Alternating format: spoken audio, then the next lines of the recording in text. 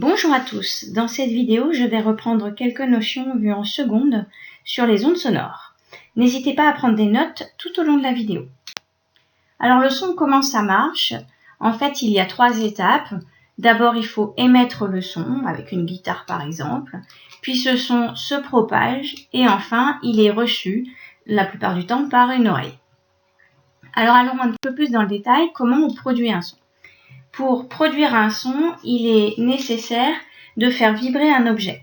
Alors quelques exemples, on peut faire vibrer les lames ou les branches d'un diapason, on peut faire vibrer la peau d'un tambour, on peut faire vibrer la corde d'une guitare ou alors on peut faire vibrer la membrane d'un haut-parleur.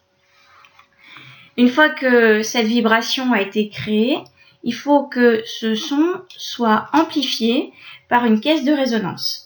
Dans les différents exemples que je vous ai donnés ici, on va ici avoir comme caisse de résonance la cavité en bois.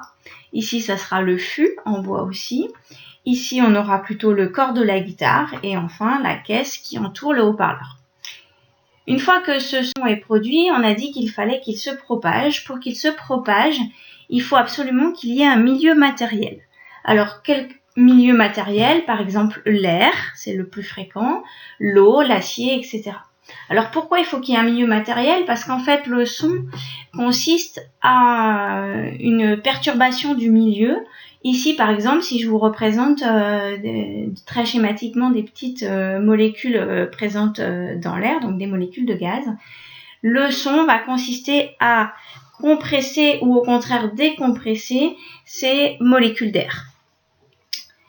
Du coup, le son ne se propage pas dans le vide. Vous avez peut-être fait l'expérience de mettre un réveil dans une cloche à vide et si le vide est bien fait, on n'entend pas le réveil.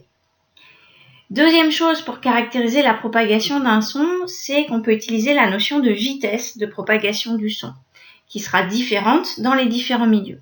Pour la mesurer, on peut faire l'expérience suivante. On prend 2 micros qu'on décale d'une distance d.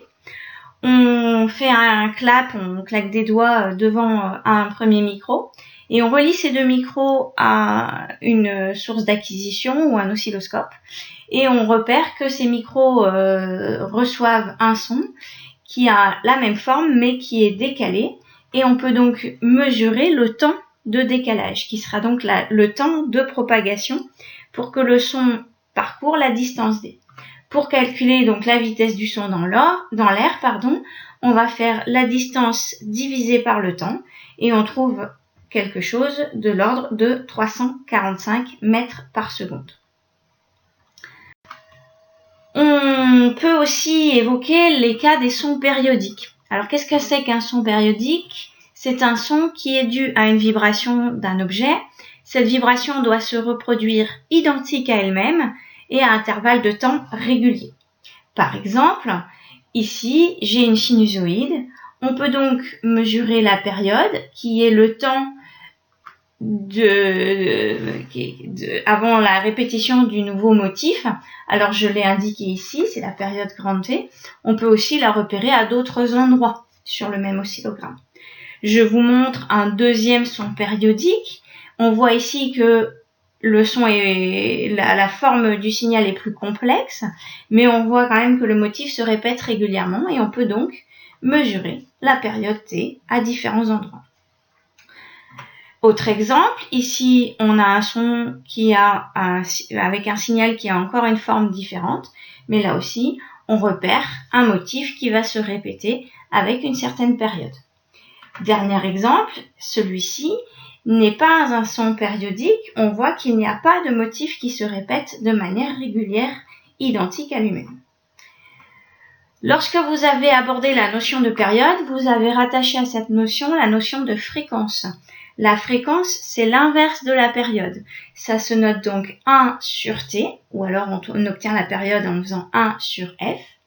La période est en secondes et la fréquence est en hertz. La dernière chose au programme de seconde, c'est la perception auditive des sons périodiques. C'est-à-dire que l'oreille va distinguer les sons différemment grâce à leurs caractéristiques physiques. On va faire la distinction entre ce qui est perçu par l'oreille et à quoi ça correspond en termes de caractéristiques du signal. Par exemple, le timbre, Je vous montre.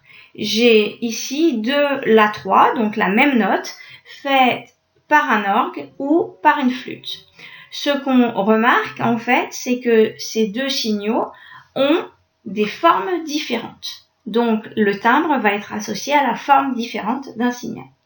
Lorsqu'on étudie aussi le son, on va parler de hauteur de son. C'est-à-dire qu'on va travailler sur des notes différentes. Cette fois, j'ai pris 2 fois un son fait avec une guitare, mais dans un premier cas, c'est un La, dans un deuxième cas, c'est un Sol. Donc, ce que j'entends au niveau auditif, ce n'est pas la même note.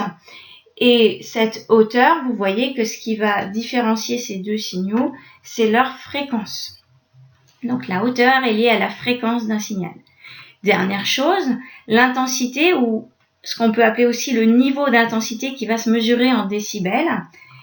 Je vous montre 2 fois la même note faite par un orgue.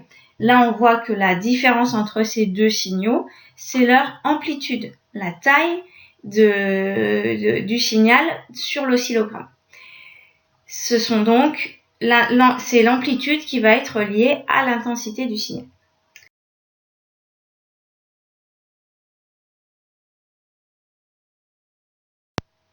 Merci à tous pour votre attention. N'hésitez pas à reprendre cette vidéo et à la revisionner autant de fois que vous voulez. Au revoir.